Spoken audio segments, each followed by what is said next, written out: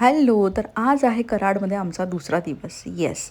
तर छानपैकी मस्त अशी रेडी झाले आणि खाली आले. थोडंसं म्हटलं आजूबाजूचं जरा एक्सप्लोअर करूया आणि समोर जो आहे ना, तो आहे मुंबई आणि पुणे हा हायवे. त्याचबरोबर इथे आमचं हॉटेल होतं, hotel Lakshmi elite. By the way Satara आणि कराडमध्ये खूप सारे हॉटेल्स आहेत आणि छान छान हॉटेल्स आहेत. तर आम्हाला ऐन वेळेला याची बुकिंग मिळाली, त्यामुळे आम्ही घेतली. पर डे काहीतरी 2,500 असं आम्हाला पडलेलं आहे. 2 दिवस आम्ही स्टे केलं इथे आणि त्याचबरोबर आजूबाजूला छान असं मोकळं होतं. बरोबर समोर तिकडे हॉलही होता आणि हे जे आहेत ना, हे सगळे इथे छानपैकी क्रिकेट खेळत होते आणि मस्त एन्जॉय करत होते, कारण वेळ होता लग्नाला.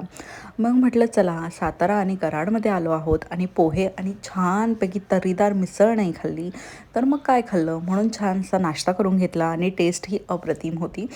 सातारकरांसारखी कराडकरांसारखी मिसळ ही छान अशी झणझणीतच होती.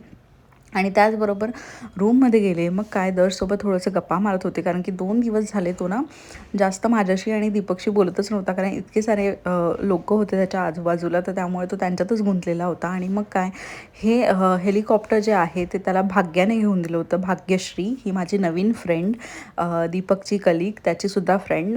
तर त्याने छानपैकी त्याला घेऊन दिलेलं आणि तो हे खेळत होता. आणि म्हटलं चला छान आता इकडे आलो आहोत तर खूप सारे रील्स काढूया. रील्स काढत होती, पण हा बदमाश पोरगा मध्येच काहीतरी फेकून मारत होता आणि मग नंतरून त्याचे रील्स काढायला घेतले. व्हिडिओ आवडला